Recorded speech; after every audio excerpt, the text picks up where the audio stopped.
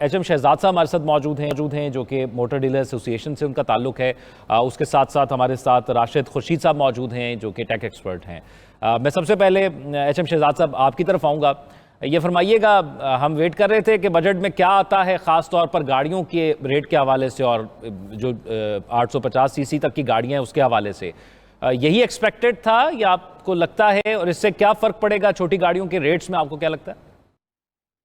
देखिए, उम्मीदें तो बहुत सारी थी हमें कि शायद एज लिमिट इसकी 5 साल कर दी जाए और कमर्शियल इंपोर्ट का भी था, क्योंकि ये सारी बातें आईएमएफ ने की हैं इनसे।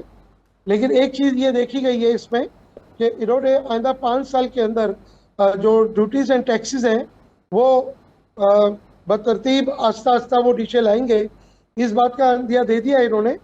अब लेकिन कुछ जगहों पर लोकल असेंबलर्स को इन्होंने रियायत दी है। जैसे कस्टम ड्यूटीज़ 20% थी, उसको 5% कम किया है।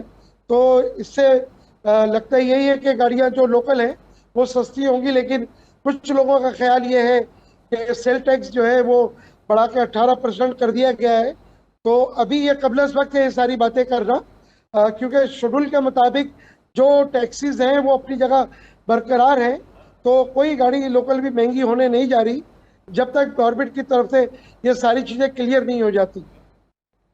ठीक है, राशिद खुर्शीद साहब, टैक्स के हवाले से अगर बात की जाए और सैलरीड क्लास के हवाले से बात की जाए, तो जो फेवर या जो छूट उनको दी गई है वो जिस हद तक बयान की जा रही है हुकूमत की जानिब से, क्या उस हद तक ही ज़्यादा है या वो माइनर सा डिफरेंस क्रिएट कर रही है?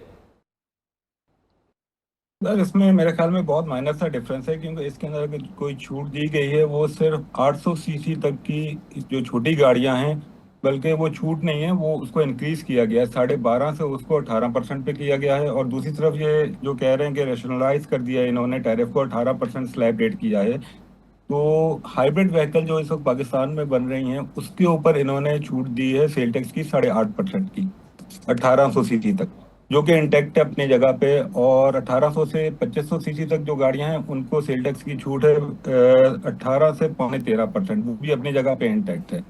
उसके अलावा फेडरल एक्साइज ड्यूटी में लोकल व्हीकल्स को जो है वो काफ़ी छूट है। उसके अंदर 1300 सीसी तक की गाड़ियों पे लोकल मैन्युफैक्चर पे 2.5% फेडरल एक्साइज ड्यूटी है, जबकि जो इम्पोर्टेड गाड़ियां हैं सीबीयू उसमें 1000 सीसी में जो है वो 2.5% एफईडी ली जाती है। तो इस तरीके से बरतरतीब जो है वो 40% एफईडी इम्पोर्टेड व्हीकल्स पे ली जाती है, और मैक्सिमम लोकल जो मैन्युफैक्चर या असेंबल गाड़ियां हैं उसके ऊपर मैक्सिमम आपकी 10% तक एफईडी ली जाती है। तो एक बहुत बड़ा गैप है। ये अच्छी बात है, ये लोकल असेंबलर्स को उन्होंने अकोमोडेट किया है, तो इसके असरात जो है वो आवाम तक भी जाने चाहिए ना। एचएम शहजाद साहब, पिछले दिनों आपसे बात हुई थी ईवीज़ के हवाले से। आपने कहा था कि एक तरफ ईवीज़ को पाकिस्तान के अंदर इंडस्ट्री लगाने के लिए चाइना के हवाले से बात की गई थी, दूसरी जानिब ये 5 साल पॉलिसी के हवाले से आईएमएफ की बात की जा रही है। लेकिन इस बजट में हमने देखा कि खास तौर पर ईवीज़ को प्रमोट करने के लिए बात की गई है, तो उसका पाकिस्तान के अंदर या उस इंडस्ट्री का या इलेक्ट्रिक व्हीकल्स का पाकिस्तान के अंदर मुस्तकबिल क्या नज़र आता है इस बजट को देखकर? देखिए, ये जो कुछ भी किया गया है ये आप समझें कि बहुत ही माइनर सा है सारा, लेकिन इसमें मजीद हमें काम करने की ज़रूरत है। अगर वाकई पाकिस्तान में ईवी लाना चाहते हैं तो रियलाइज सारी चीज़ें आपको करनी पड़ेंगी, इसके ऊपर काफ़ी काम करना पड़ेगा। क्योंकि जो हमारा लोकल असेंबलर माफिया जो है, जो अभी तक इंजॉय कर रहा है, वो सीकेडी एसकेडी असेंबली इंपोर्ट करके, ये सारी चीज़ों को हमें देखना होगा।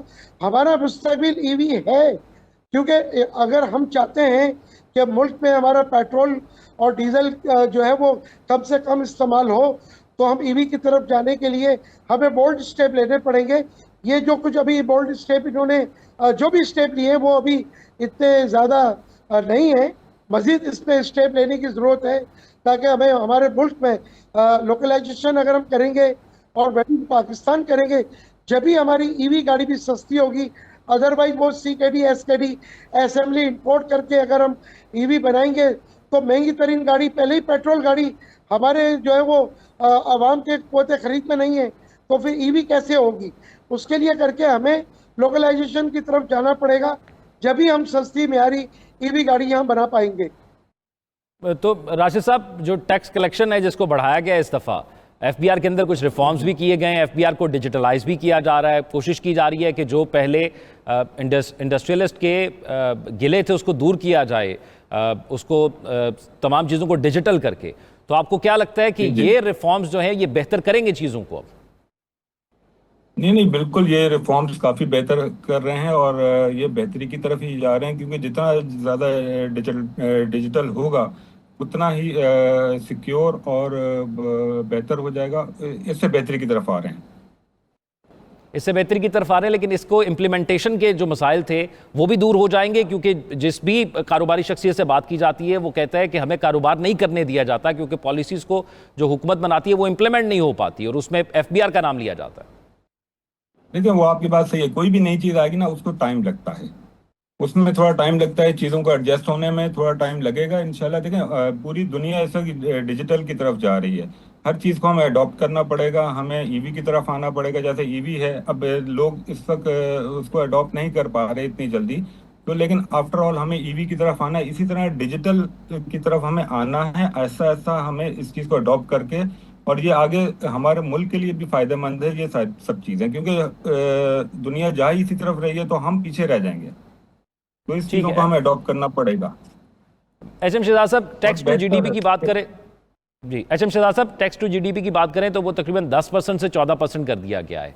आपको लगता है कि ये मईशत पर या इंडस्ट्री पर दबाव डालेगा या इससे बेहतरी आएगी?